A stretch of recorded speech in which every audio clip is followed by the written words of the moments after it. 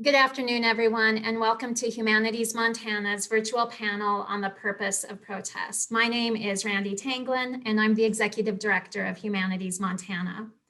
This afternoon's panel is a series of 4 virtual panels as part of our Why It Matters initiative on civic and electoral participation.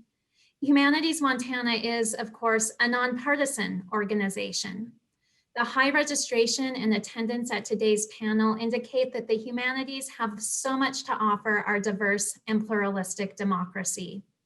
In fact, in our conversations with Montanans all around the state, we at Humanities Montana have found that there is a real hunger for the deep nuance and the multiple perspectives the humanities can bring to the pressing issues of the day. And I don't know about you, but when I talk to my family and friends and folks in my community, there's a real desire for healthy, respectful, and civil discourse. And we believe that this is possible. So today we bring you 3 different voices of experience and expertise on the role of protest in American democracy. And I thank all 3 of our panelists and our moderator in advance for the conversation and insight they'll offer us today. And I thank all of you for being here today and for giving us a few minutes to get started here and for being part of the Humanities Montana Why It Matters initiative. At this point, I'll turn things over to our program officer, Samantha Dwyer, who will tell you what to expect from this virtual panel and introduce our panelists. Thank you for joining us for our first Why It Matters panel. This program was funded by the Why It Matters Civic and Electoral Participation Initiative, administered by the Federation of State Humanities Councils, and funded by the Andrew W. Mellon Foundation. I'd like to reiterate Randy's gratitude for your participation. We are committed to informed and civil dialogue from different perspectives, and we are so happy to see so many people here with the same goals. Tonight's program will be a conversation with 3 panelists, Angeline Cheek, Rich St. John, and Kyle Volk, moderated by Amy Martin. Angeline Cheek, Lakota Sioux, is the Indigenous justice organizer for the American Civil Liberties Union in Montana and an activist in her community, leading prayer walks across the Fort Peck Reservation to raise awareness about drug and alcohol abuse, suicide prevention, and missing and murdered Indigenous women, as well as standing in opposition to the Keystone Oil Pipeline. She is a graduate of Fort Peck Community College, attended Black Hills State University pursuing a Bachelor's of Education degree, and is currently pursuing a criminal justice degree. Rich St. John is the chief of police in Billings. He is respected by the community he serves and the officers under him. He began his career in 1981 as a patrol officer. He has since commanded the city's SWAT team, bomb squad, and hostage negotiations team. He has a Master's of Public Administration degree in criminal justice from City University in Bellevue, Washington, an undergraduate degree from Rocky Mountain College in Billings, and is a graduate of the FBI National Academy. Kyle Volk is an associate professor of history and chair of the Department of History at the University of Montana. His research and teaching focus on American democracy, the problem and politics of dissent and difference in American society, capitalism, law, and the American state, civil rights, civil liberties, and the changing meaning of freedom in American life.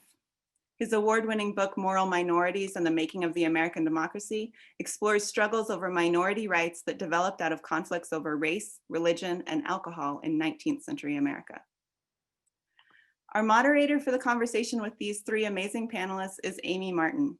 Amy Martin is the founder and executive producer of Threshold, a public radio show and podcast that investigates pressing environmental issues in depth. Her reporting has been heard on All Things Considered, Reveal, Here and Now, The World, The Takeaway, and other programs. In 2016-17, Amy was a Scripps Fellow in Environmental Journalism at the University of Colorado. She was raised on an Iowa farm and studied philosophy at Augustana College. We couldn't be in better hands for this panel today, and we are incredibly grateful to Amy for being the moderator for our entire Why It Matters series. And with that, I'm going to let Amy take it from here. Thank you so much.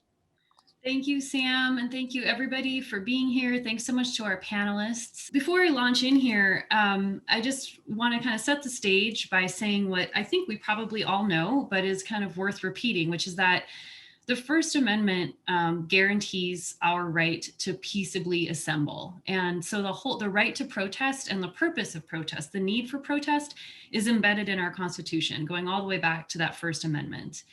And given the very intense events of the last week, I think it's worth mentioning here right at the top that what happened a week ago today at the US Capitol wasn't a peaceful protest. It wasn't peaceable assembly. It wasn't a protest. It was a violent mob that was attempting to stop the certification of a national election. And it's important to note that, people died. A police officer died, among other people. And I think I just wanted to state that right here at the top, that we're here to talk about protest. What happened last week wasn't a protest. It was something else entirely. That being said, I think we're going to have a really interesting and rich conversation about why protest is so important, especially in this context. And Kyle, I kind of like to start with you as the historian here.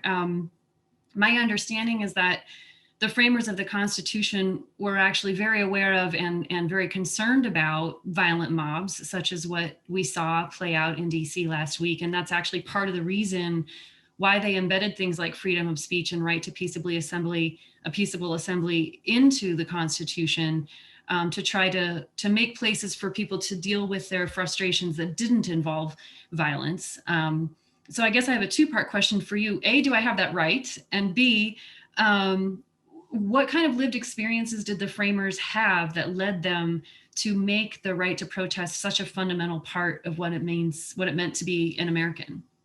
Thanks, Amy. And thanks to everybody for being here.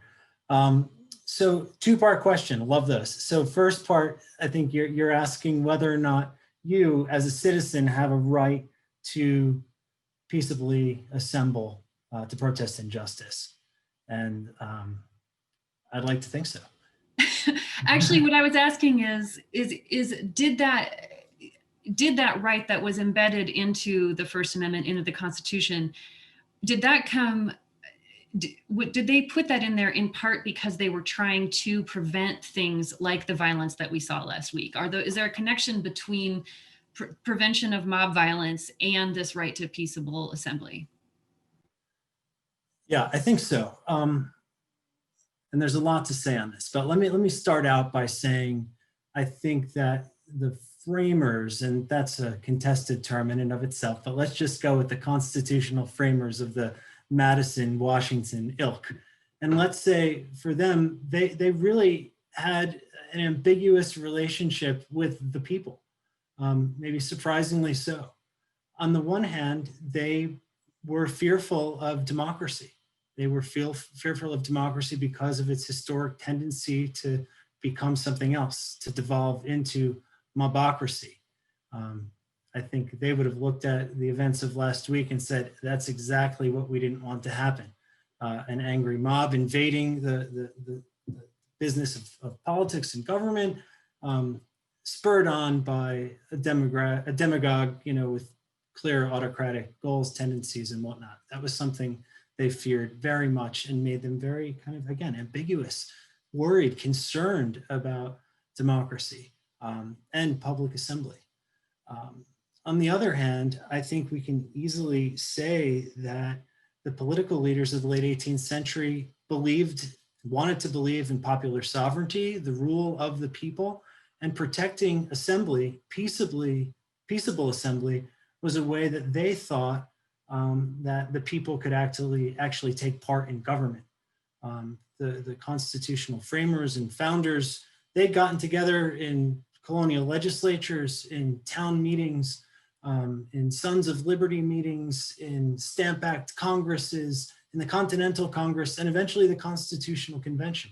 These were all public assemblies, and the framers knew that for the business of popular government to work, there had to be protections against or for the ability of the people to assemble in public, and again, peaceably, right? But as I'm suggesting, they were afraid that that right might be taken too far and devolve into a violent atmosphere, especially if spurred on by someone from the top who was manipulating the masses and convincing them to act otherwise, other than peaceable. Well, and And I think that how you just answered that kind of leads me to something else I wanted to try to get clear on here at the beginning, which is at the same time that they were protecting the right to peaceably assemble in that document, there was, of course, the fact that that right was completely denied to enslaved people around them, to Native Americans. And in some ways, the story of our country is the story of that, the rights of the First Amendment, the whole rights of the Constitution and of citizenship in general being slowly expanded beyond this small group of wealthy white men. And I wonder if you can maybe pull out an example or two of how the right to protest itself has been used to expand the right to protest for more people. It's because it seems like different groups over history have claimed to say, hey, actually, we do have the right to peaceably assemble. We do have the right to speak up and ask for what we want. And as they then gain that right, then it encourages other groups to start to see themselves as worthy of that right and to demand that right. Can you trace, I know that's like something you could probably give an entire course on, and maybe you do, but could you give an example or two of how that has been expanded beyond that first very small and specific group? Yeah, I'll do my best. But I think the answer, it's an easy answer because it happens almost immediately. At the same moment, almost the same moment that American revolutionaries, and I'm talking about white farmers and their leaders, are writing state constitutions and bills of rights, and then the national constitution and the national bill of rights protecting the right to protest with freedoms of speech, press, petition, assembly, these sorts of things. People who perhaps these framers had not intended would be using these rights started to use these rights. We call this, the contagion of liberty, that angry colonists who are angry about taxation, fomented revolution, and then all of these people living in the colonies who were living in otherwise unfree conditions, slavery being the obvious, started saying, wait a second, you colonists are saying you're enslaved to the British because of tax policies, but you own me as a piece of property. Something didn't add up here. So they started using the very tools that were written into state and national constitutions. I can think of African Americans in Massachusetts, for example, and I teach this at UM, who use the right to petition the state legislature of Massachusetts to argue against slavery and to call for the abolition of slavery. And this continues with all sorts of other groups throughout US history. That is fascinating, and I want to come back to that as we move through our conversation, but I do want to bring other people in here too, starting with the audience. I mentioned this as people were filtering in, but I'll just say it again, an invitation to the audience to participate in the chat. Just to answer the question, how do you define protest? What do you think protest is? Because although there may be official legal definitions for that word, the reality of it is it's a lived concept that we all are working through in a very real way, and especially right now. So we'd love to hear just your thoughts and experiences on how you define protest. And Angeline, I'd like to focus on you for a few moments. Thanks for being here. You've been really actively involved in protests to try to stop the Keystone XL pipeline, I believe. And I'm curious, why did you get involved in that issue, and what sort of protests have you led or been a part of? We'd just love to learn a little bit more of your story and your actual lived experience with this concept that we're talking about. Yeah, so I just want to say good evening, everybody. I hope you're enjoying this windy evening. So if I cut out or anything, or if I freeze up, that means that the wind got my connection, because it's really windy up here near the Canadian border too. So we all have the same problem, I think, those of us from Montana. So the reason why, so I've been around protests for quite some time. I think it started back in high school. When some of our classmates couldn't walk down the aisle with us, so we actually held a protest at the school, so to allow our other classmates that couldn't walk with us to walk with us. And just as time went on, I was always like in the background. I don't really like to be like in the front. I don't know how that happened, but so I went down to South Dakota and I was going to college down there. And while I attended Black Hills State University, and even before that, when Keystone Pipeline was first crossing through, I think back in, I want to say 2011, 2013, somewhere around then. And I remember being at a ceremony, which is part of our culture. We always pray before protesting or demonstration, and we always have faith in the prayer that it's going to work. And so that's what we do. We kind of follow like the medicine person, and just having faith that our prayers will be heard, and we just leave it at that. And we just continue to move forward. So I know that there were some prayer walks and stuff like that that were being conducted. And while I was there, I got to meet in South Dakota, I got to meet Chase Iron Eyes. And I remember him doing a march from the Rapid City Civic Center to the Rapid City City Hall.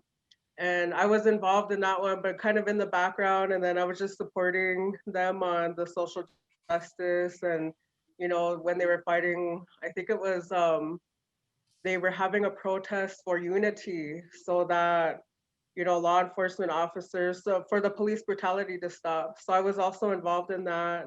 And, just being a part of the camp too that they held in Rosebud. So before Dakota Access Pipeline started, there was actually a camp before that in Rosebud, South Dakota.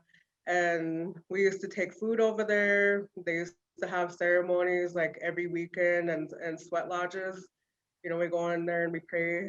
And yeah, we used to just feed the people. And then here, when I moved back to Montana, then I started to organize around, because I've been to many treaty meetings too. It's like where our group of elders gather together, they talk about the treaties. And I don't know if you all heard about like how the government violated our treaties, like the Fort Laramie Treaty, just different treaties like that. But anyway, so back up here in Montana, from the treaty meetings, there was talk about like when these man camps would come around, like the human trafficking or, people going missing. And then I kind of like branched out and I got to know people from Canada. And there was a lot of man camps in Canada area where there was a lot of those issues happening. So then that's when we kind of started to organize here at Fort Peck, like having prayer marches and just having walks on the issues, like, fighting against man camps and, really coming up with prevention to keep the community safe. And from the prayer walk, so then we had informational workshops like across the reservation just to educate the community on, on the issues that would occur if there was a man camp, that would be placed near our reservation, because we already have problems from the Bakken oil field. And that's what I realized too, like moving back here, back home from South Dakota, is that we have a lot more problems now than what we did when I left. And I just kind of wanted to help my community and, to help out the youth and, just try to go from there. But one of the scariest moments that I have to talk about is that when I did have a prayer walk from the Canadian border all the way to south of the reservation line, and this never happened to me like all of the times that I protested or demonstrated. I actually had a knife pointed up at my neck, and there was guns pointed at us in Scobie, Montana. And that's where people were saying,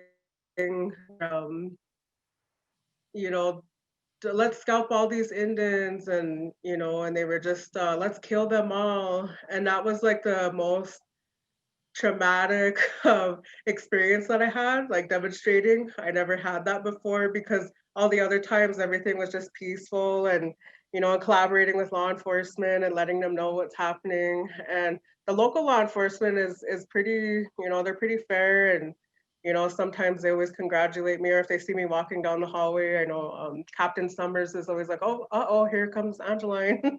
But other than that, that was the most scariest thing that I've ever been through, though. And when we called law enforcement, like law enforcement never showed.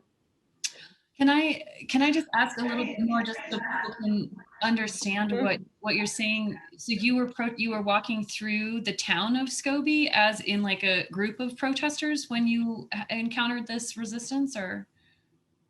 Yes, yeah, we did.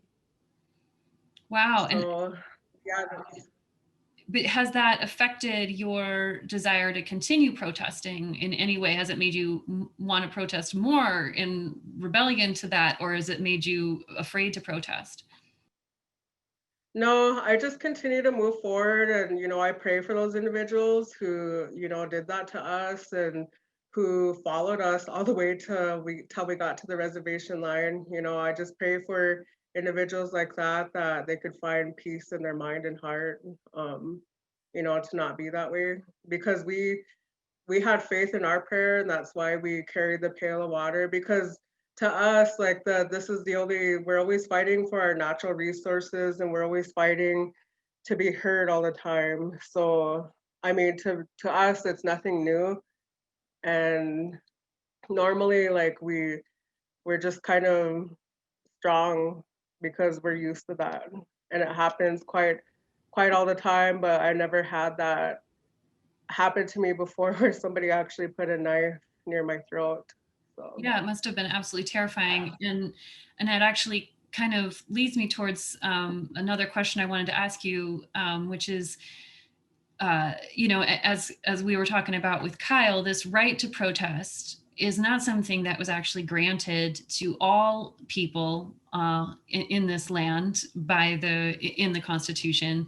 That is something, I mean, it isn't on paper, but the actual lived story was obviously absolutely not that. And Native Americans engaging in protest have always had to do so, knowing that often that the forces of the state were actively trying to suppress them. And if you protest now, there's this whole history that ancestors were brutalized and murdered for daring to speak their voices. And I just wonder, when something like that happens, how much are you feeling a connection with that history? And do you see yourself as kind of living out a new chapter in that history of gaining more right to protest as a Native American in particular?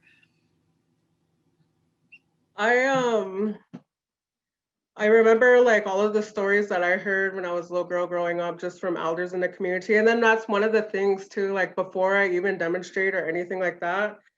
And like every organizer is different, or every protester is different, if you want to call them protesters, I don't know. But everybody has to know their role in a protest. You either be security, you're either going to be on the front line, you're either going to be a cook or serving food or water to the people, or you're either going to be security, or you're either going to be I forgot what else I didn't name off, but you have to know your role too, like when you're walking into a protest. And throughout history, like that's the way that we take care of our people. And so some of the stories that were passed down for me, and that's kind of like, I guess I find strength in that, like my ancestors, that they did it. They fought for the American Indian Religious Freedom Act of 1978, and that's kind of what grounds me to be stronger, or even to be like, if I'm treated unfairly, or if there's a conflict or issue that's occurring anywhere, like I want to be able to support people. And it just because I've been there, and I know like what it's like to organize.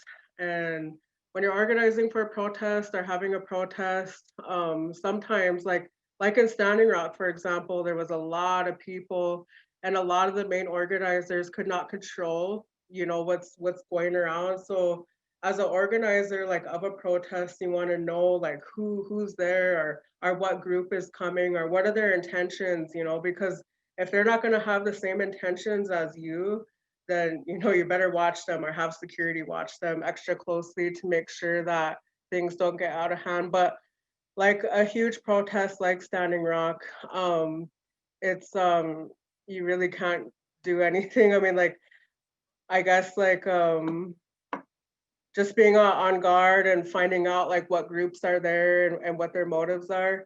But Yeah, that's what kind of grounds me though through the historical context is my ancestors, because we've always had to fight. We always have to fight for environmental justice, social justice, just to be equally treated. As a people, for many years, there was acts of genocide committed on our people. Even today with this pipeline, it was said in one of our ceremonies that if this pipeline does go through, like it would be the end, like with no water, and there was going to be a lot of negative things coming to our people. So that's why it's very important for us to like kind of protect that in a way, protect our natural resources, because that's all we have. And I have relatives here that live on the reservation, and right now we know what it's like to have bad water because of the Murphy oil spill back in the 1970s. Here, I think it was north of Poplar, Montana. There was a huge oil spill, and a lot of people go hunting around here. I'm sure a lot of Montanans do, but like, even my family, we hunt, we fish, we do all of those things, outdoors activities. And, at that time in the 1970s, I could remember some of the elders talking about how they had to drink our contaminated water, and today they suffer from cancer or they suffer from some kind of health condition. And that's the whole purpose of the Assiniboine and Sioux rural water supply system, that supplies the whole northeastern Montana with clean water and fresh water because of the water that was contaminated back in the 1970s. So even though that my people have acts of genocide committed on them, to today, I still have faith in our way of life and our culture. And 80% of our culture is wiped out, but I know that there's a lot of us trying to restore it. And we always talk about like healing and just having faith, and that's all it takes is just having faith. And so that's, at a young person, but not every organizer or protester is like me. Everybody does everything differently. Yeah, absolutely. But it's really great to have your voice on this panel as someone who's actually living out some of these concepts. So I appreciate your input, and I want to come back to you as well. But I want to pick up on one thing that you said and shift to Chief St. John, Rich St. John from Billings. I thought it was really interesting, Angeline, that you were talking about, part of the role, one of the roles of being a protest organizer and being a protester is trying to make sure that the protesters stay safe. And part of that is, in a way, self-policing of each other to make sure that there aren't any bad actors or that people don't kind of get out of control. And that ties in directly with what I wanted to talk to you about, Rich, which is the role of law enforcement around protest. Law enforcement has an important and I think a difficult role to play. And I wondered if you could just take a moment just to explain what you see as the role of law enforcement in a protest setting. Thank you for having me as part of this panel, and welcome to all of the listeners out there, viewers, and in other people's world there. But yeah, very, very difficult for law enforcement. The concept is very simple, and that, we are all aware that the First Amendment guarantees every citizen to the right of free speech, peaceful assembly, to demonstrate in a protest or rally. And one of the things that I think is misunderstood about law enforcement is that our fundamental role is to protect those rights. Conversely, we also have a responsibility to ensure that public safety and that we protect lives and property, and all of that while remaining apolitical. And so the task itself, as stated, is relatively clear and simple, but pulling that off is very, very challenging, especially when we have competing goals, maintaining order and protecting speech. Yeah, absolutely. And I imagine that it only can become more complex when law enforcement itself is what is being protested, which of course is sometimes the case. And, that it's very different if law enforcement is needing to oversee a protest about, I don't know, local zoning laws or something. But when people are getting together to specifically protest the police, and the police are there to be able to try to facilitate and keep those protesters safe, I can't imagine how that's kind of a recipe for some complicated things to evolve. And I guess I'm just wondering, without getting into a whole lot of debate about things that have happened this year specifically, I just wonder in more of a general way, how you as a police chief think about keeping people safe to protest the forces of the state, whether it's the police or some other force of the state itself.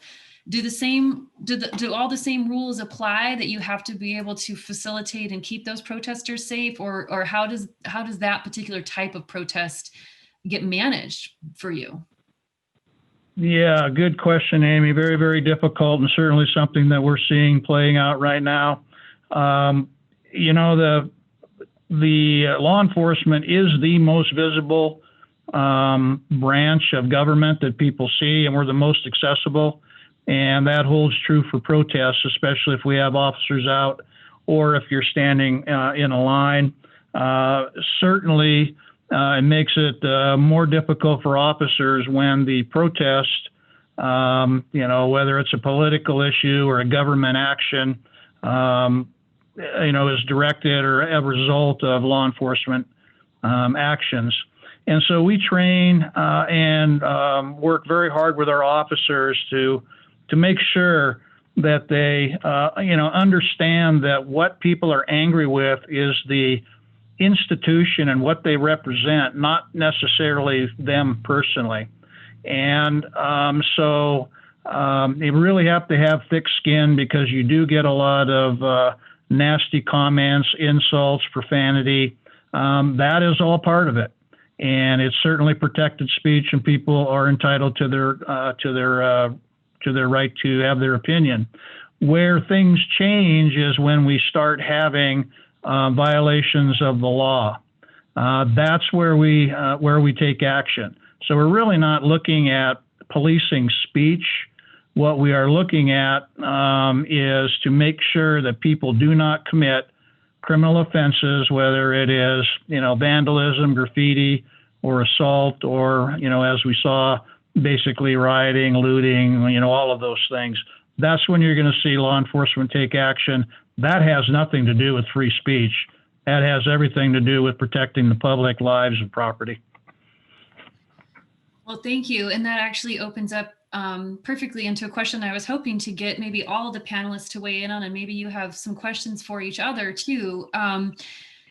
Kind of just, again, zooming out a little bit to the 30,000 foot level here, we have protest in society because we have injustice. If we had a perfectly just society, we wouldn't need to protest, right? And yet sometimes the system itself is not responsive to peaceful protest. And I think the history of how Native Americans and enslaved people have been treated in this country is a perfect example of that.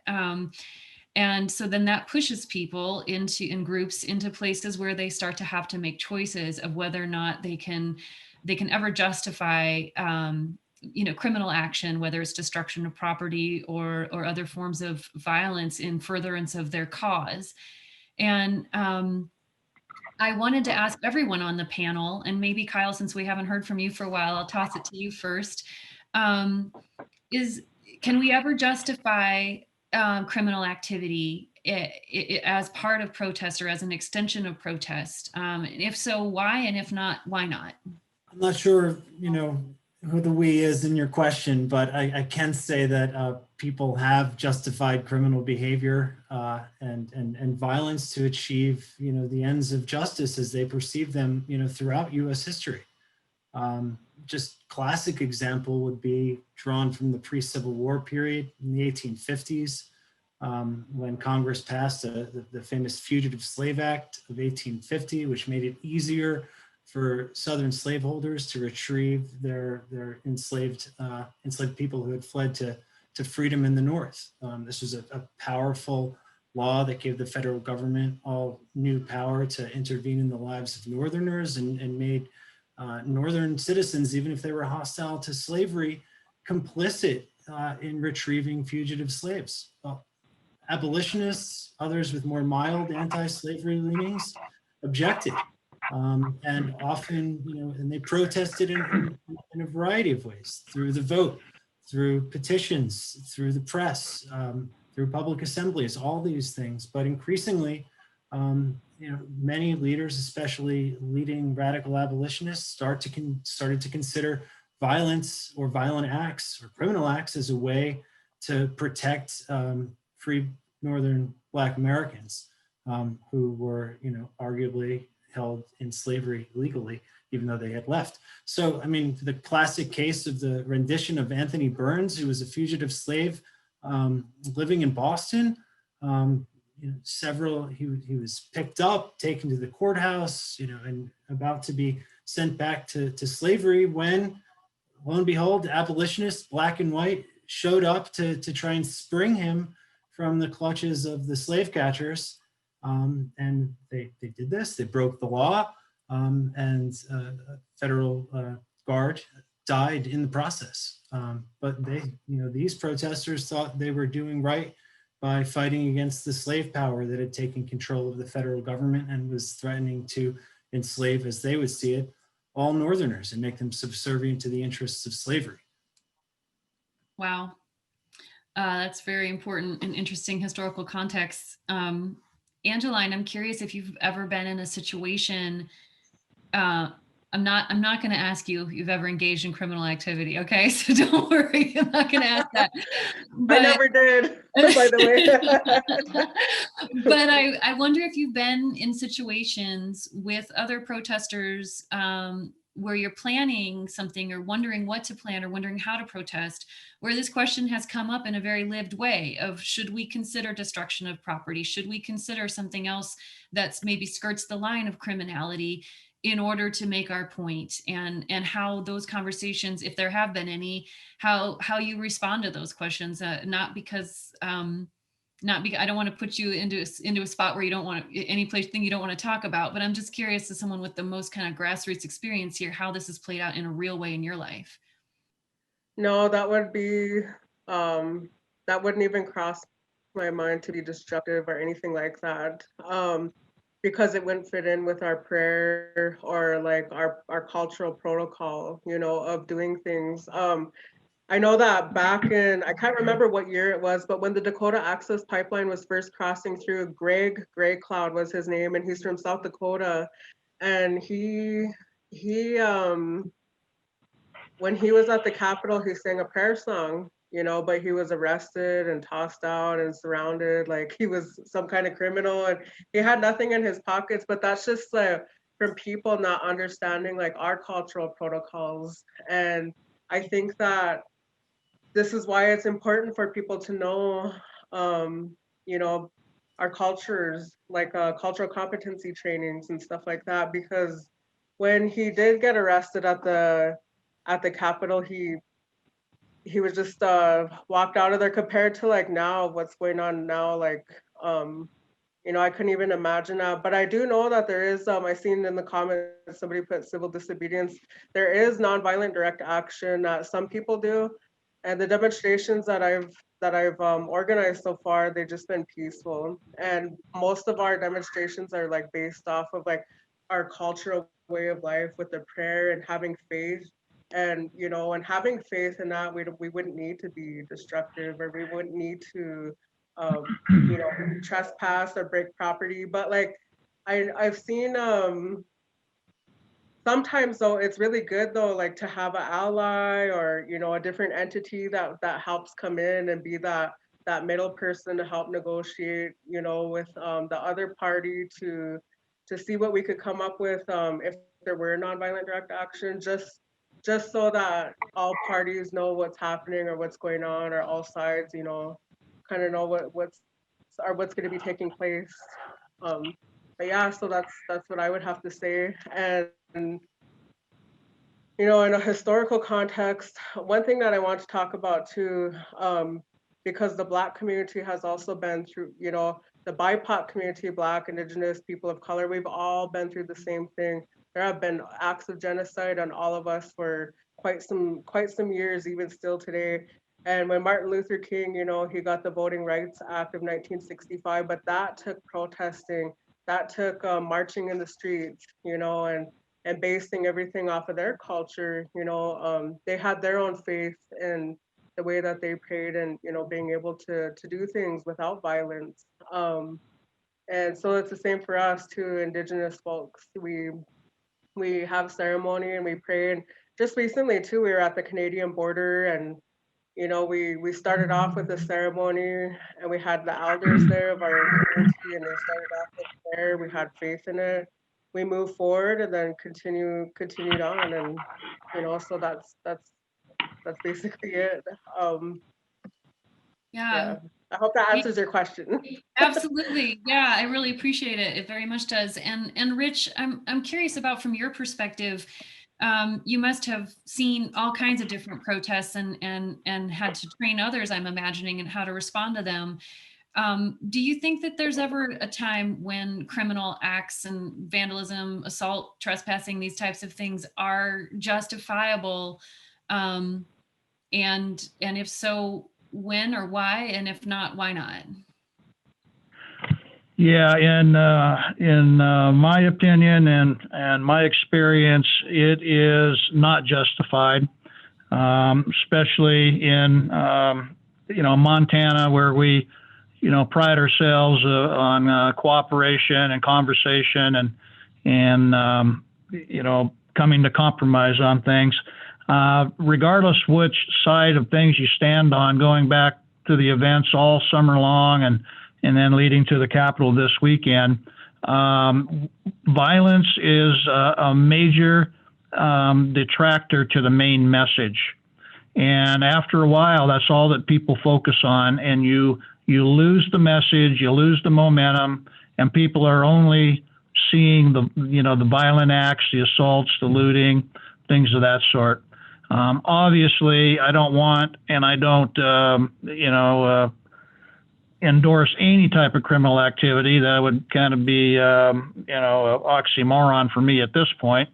But no, I think the peaceful, and a lot of things Angeline was talking about, I mean, the nonviolent actions or things, they have a lot of latitude on things that they can do, which are more than just walking in the street carrying signs that don't break the law. And, certainly, again, it is our job to make sure that we help them get their message across. And I'll go back to my opening comment, is that, part of the provisions in the First Amendment says that people are allowed to have peaceful assembly. And that's what we want to have. And that's what we support. And that's what we facilitate. Thank you. I feel like it might be a great time to bring in some comments from the audience. And Sam, I don't know how you want to do that. Do you want to just read some of the questions or responses, or do we want to unmute certain people, or I'll let you lead that part? I will read some of the comments and questions that we've got. I think that'll be a little easier than trying to find someone and unmute. And so from earlier at the beginning, when we were asking for some definitions from the audience, and as I'm reading these, if anyone else has some more definitions that they want to throw in that chat as you kind of listened to the panelists and thought about it a bit more, that would be great to see those in there.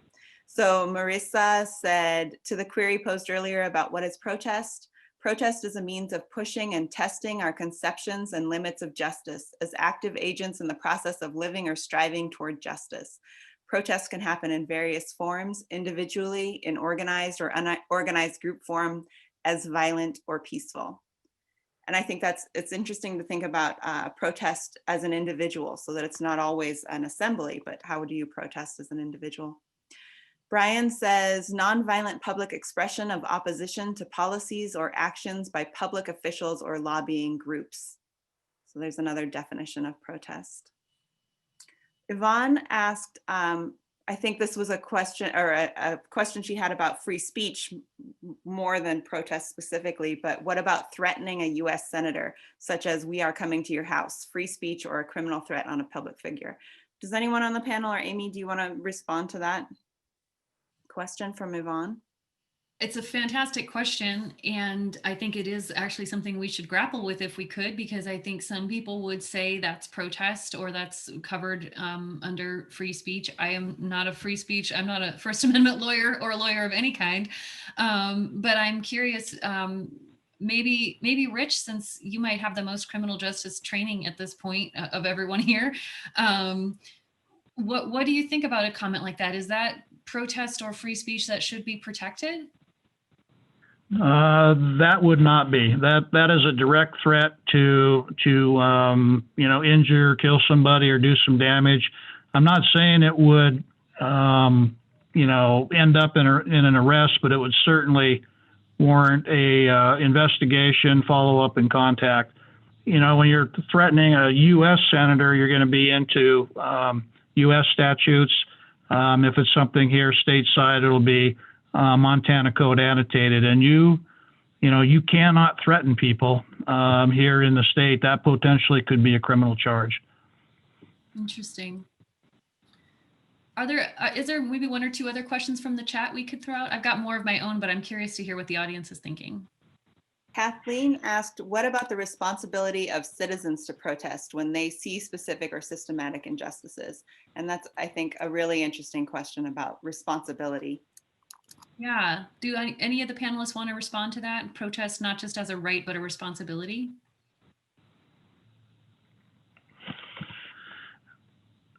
Well, I will.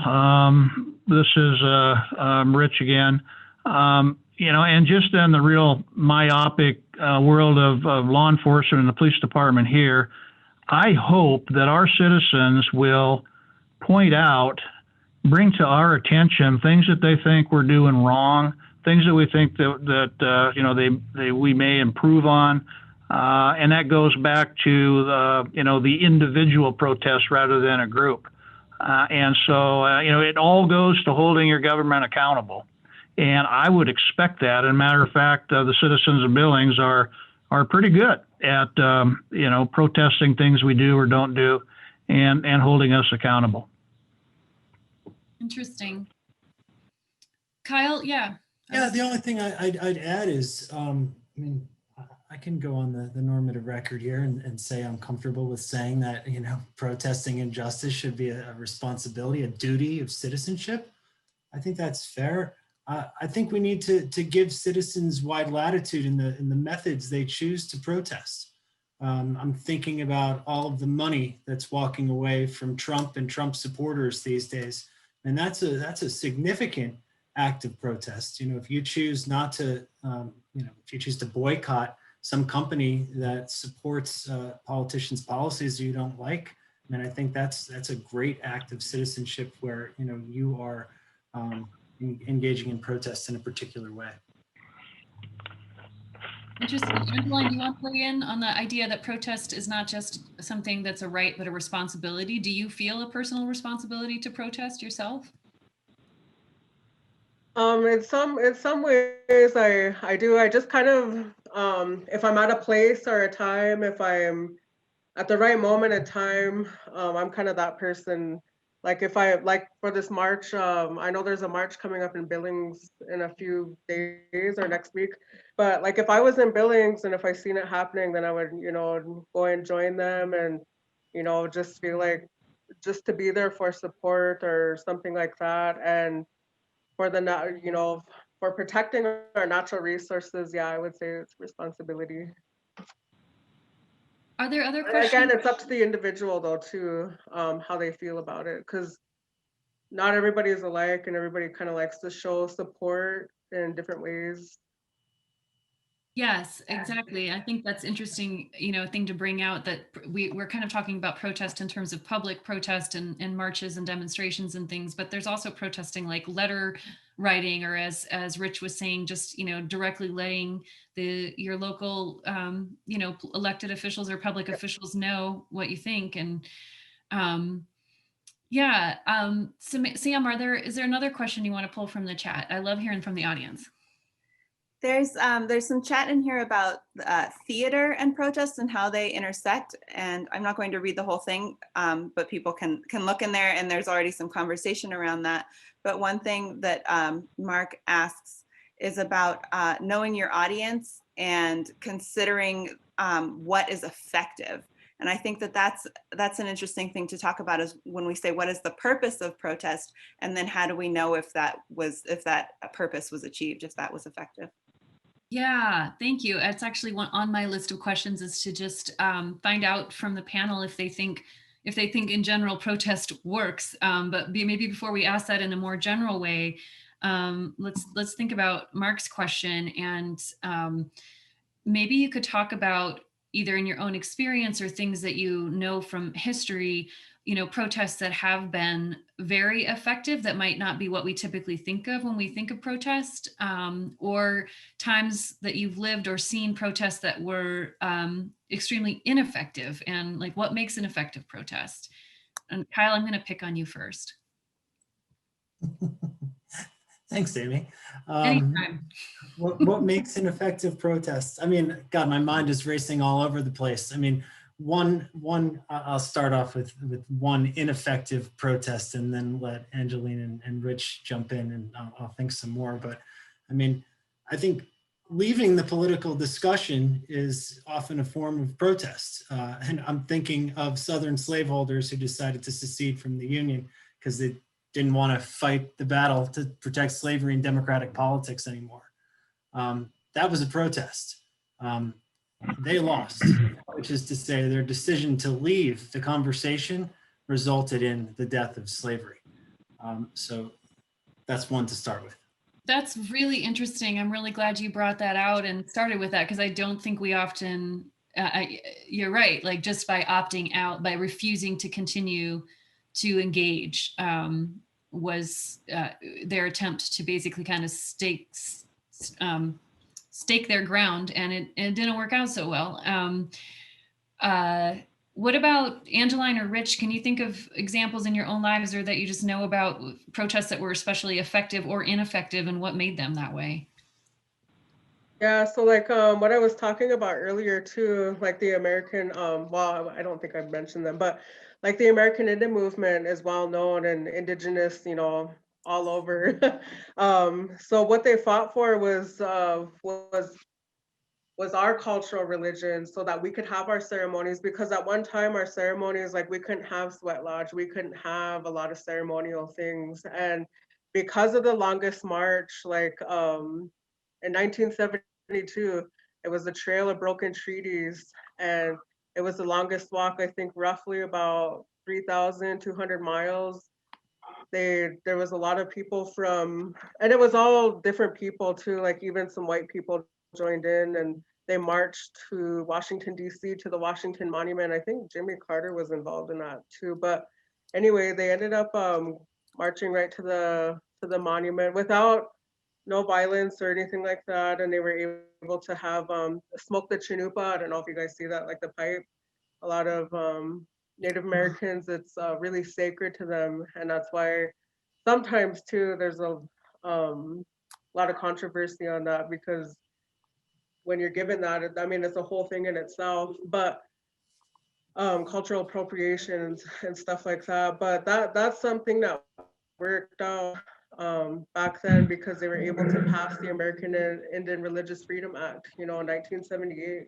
And that's something that, even for the Blacks, they were able to vote in 1965, because it took marching in the streets. It took knowing your role, always going back to always have, like, for the just democracy that we have, fighting in the courts, marching in the streets, just raising the issues on different levels like that. I guess that would be really effective. And even now with the KXL, we're fighting in the courts, and still at the same time we're marching, are having prayer walks. So Yeah, I would say it's very effective. The march, the American Indian movement that you referenced, and so much of the civil rights protests of the 50s and 60s in the South and around the country, there's a common thread there of which I think the person in the audience or in our chat here today mentioned about knowing your audience. And it strikes me that both of those examples, the AIM and the civil rights movement, were very good at crafting the protest in a way that the action itself was communication, that it made a point in and of itself. And I didn't get to read the chat yet about how this intersects with theater, but it does seem to me that there's a presentational aspect of protest. There's a thing that often that we're doing in public that is, it's saying, hey, look at me, world, notice this, and doing it in a way that actually draws people towards you instead of repelling them. And I think that kind of speaks to what you were saying, Rich, about the violence being the thing that then that becomes the message, and it becomes impossible for people to hear what you were really originally trying to get across. And so I'm curious, Rich, what do you think about this question of effectiveness? And as a police chief, what have you seen as particularly effective protests, and ones where you've been like just shaking your head like, no, please, not this? Yeah, and I would tell you globally and very selfishly, a successful protest is where we don't have to do anything. Nobody gets arrested. People get to assemble, have their speech, do what they do, and then everyone goes home. That's successful to me. To Kyle's point, and probably which really brought it home for me, and I'm glad he brought it up, we see protest on individual and small group status almost every week at our city council meeting, where you have citizens protesting various things that the city or the city council are trying to do or wanting to do, whether it's zoning, whether they let a bar in someplace, whether they, change a residential area, whatever the case may be. And it's very effective because I know that minds have been changed, opinions have been changed. And I think that really highlights on a very small level the effectiveness of what the protest takes place. And the one thing that, I can tell you, the ones I've sat in that didn't go well are when people got angry, started banging the podium, getting loud and boisterous. Their message and concern was lost, and their behavior became the issue. So that's kind of the global and then the more myopic. No, I think that's so interesting, and it also kind of calls to mind for me some questions about, a lot of what you're referring to, Rich, is sort of just civic participation and showing up as a citizen with the expectation that if you present yourself in a respectful way, that you're going to be heard. And I wonder if we had a wider sense of that in the community, in our society overall. If in some ways we might not need as much protest because we could just work things out in dialogue, and I know we probably need to wrap up fairly soon. I do want to end with the question to all of you about whether or not you think protest is effective in general. But before I get there, I just want to ask you, Kyle, just to say a little bit more about the history, the trajectory of including more people in that conversation, in that realm where everyone is actually valued and considered valid as a protester. Because I think a huge part of what happened over this last year, not talking about this last week, but more the Black Lives Matter protests and everything, is that on one side was feeling very much like they were perceived as a threat just because they were gathering.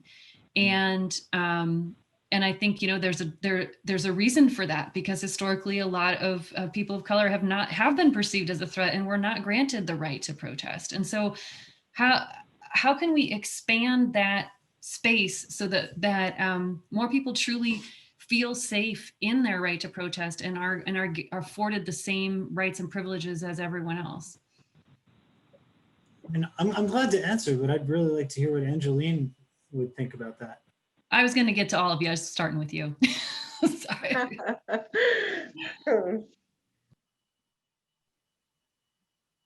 Well, I'll get it started. I think that, the understanding that where law enforcement comes in on these situations is that we want to make sure that everybody has fair and full opportunity under the law to assemble, have free speech, do their protest or whatnot, and also understand that we're not going to tolerate criminal behavior.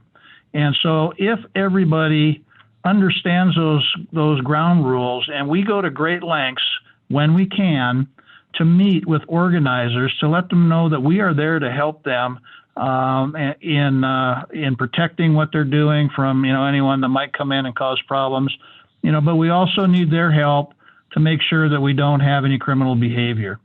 And if we can establish that common ground, then you're going to have no problems from law enforcement. In fact, you're going to just see we will be there as a presence if necessary, but if there's no issues, we won't even be around. And so I think that's just the groundwork that takes place on the front end. When things, start peaceful and then turn violent, and law enforcement has to react to that, then that gives a perception that, we were just anticipating trouble anyway. And that's not the case at all. Certainly, we have to be prepared if things go wrong, but we always hope that they don't. And we've been very, very fortunate in Billings specifically. Great relationships with organizers, great conversations, great teamwork across the board. And we've had some pretty large protests here that went just fine. And so, that would be my point on that. Yeah, well, and just to be clear, I think what I'm talking about in terms of the perception of certain groups of people being perceived as a threat more than others. I'm not just talking about the police. So I'm not trying to necessarily talk about protesters versus police right here with this question, but society as a whole.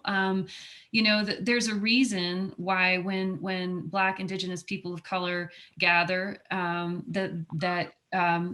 there's often a different way that those kinds of protests are spun and understood and viewed by the dominant white society. And I think I think what I'm trying to get at with this question is, how do we bridge that divide? How do we make it so that no matter who's protesting, that we all as Americans can understand that everyone has that right and that everyone's rights should be equally protected? So again, not so much like police versus protesters, but American society and this concept. And Angeline, I am curious to hear, your thoughts about that.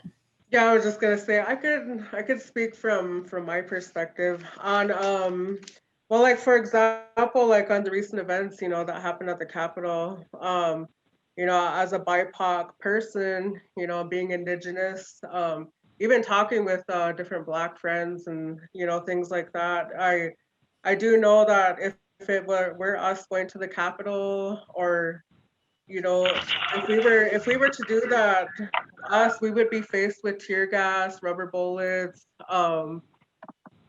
I don't know what else, the tear gas, rubber bullets, the LRAD, the water cannons, things like that happen at Standing Rock. And so it just seems that the police use of force on us, is a little bit different. I feel that we get, mistreated a lot of ways throughout history, actually. And I know that it probably would have been a different story if it were a Native American group or something like that. But then again, like, to me as an organizer, I try to talk with law enforcement to make sure that they understand like what we're doing, what we're going to be doing in the area, who's going to be there, or like, just to kind of give them a heads up in case we need their help. Like if counter protesters show up, then we're going to need law enforcement's help, to make sure that we're all safe, keeping good communication, and just being able to help one another. And yeah, I've had I had good relationships with our local law enforcement, you know, letting them know what's going on. And I've had a few bad experiences with law enforcement from different counties. So then that's when I have to call in other nonprofit organizations or other entities to kind of bridge that gap to, you know, let the law enforcement officer know like what our intentions are, you know, our cultural protocol, you know. So I just think that, you know, being a BIPOC person, we have to go through, we have to, I mean, I don't know how to say it in a good way. Just that we've always got treated differently, you know, and that's from the act of genocide, that's from everything going on, even with the boarding schools, you know, taking our culture away. And for a lot of our Indigenous kids being killed back then, you know, in boarding school. So I don't know. I just that's my answer to that question. Great. And Thank you. but it's all about having good communication, though. Good communication is the main key. Yeah. Well, I know we're over time, so Kyle, I'm going to give you the last word, and I don't think I'm going to get to my final question. How do we keep expanding the right to protest so that everyone can access this basic freedom in a more just way? I mean, I don't know, and I'm certainly not sure I deserve the last word here. But what I did want to address is the chat that Sherilyn and others are having here at the bottom of the chat, which is a question of, you know, if we as a culture, or at least a big part of this culture, is concerned about racial injustice, however that might manifest, what are we to do if we as a culture don't see things improving in a serious way? Are we to just continue to protest non-violently, or is violence on the table as a potential place to go? I mean, I would hope not, but the point that I was making about the 1850s before is that there was a substantial percentage of Americans who saw that slavery, the ultimate form of racial injustice other than Native American removal in US history, wasn't going to end without a fight. And indeed, it took violence to end slavery. So if we don't want a violent episode to end racial injustice that we see in the 21st century, we should think about taking some other actions, and sooner rather than later. Yeah, thank you. And it kind of connects up to me with something that got brought up earlier that I think you mentioned and others did too, about different forms of protest. And that, you know, I would hate to think that our options are marching in the street or having civil war. Like we've got way more capacity than that as human beings to come up with creative ways to get our points across. And you know, if some of the protests and the forms of protests that have happened so far haven't worked, maybe we need to get more creative. But I sure hope that there's a way to expand the role of protest without it and make it more effective. Without it having to go into something else entirely, like what we saw last week, which is clearly deeply destructive to the whole notion of democracy. So thank you all so much. Thank you so much to the audience for being here. I'm sorry that we are over time. I really wanted to try to end this right on time, but this was too much of an interesting conversation. And I'm also sorry I wasn't able to answer and get to everybody's questions and comments in the chat, but thank you for being here. Thanks to Humanities Montana. Huge thanks to our panelists, Kyle and Angeline and Rich. We're so grateful that you're willing to show up and have this conversation, share your personal experiences and your expertise. I'm going to turn it back over to Humanities Montana folks to say final goodbye. Thank you so much. Thank you, Amy. This was a great conversation. It is hard to end. Luckily, we have 3 more panels coming up in the next 3 months. If you go to our website, you'll be able to see those and register for upcoming panels. We would also love to hear your feedback on this panel, and you'll see in the chat a link there to a survey. And I will also send it out to everyone who registered in an email, but we would love to hear your thoughts on this panel.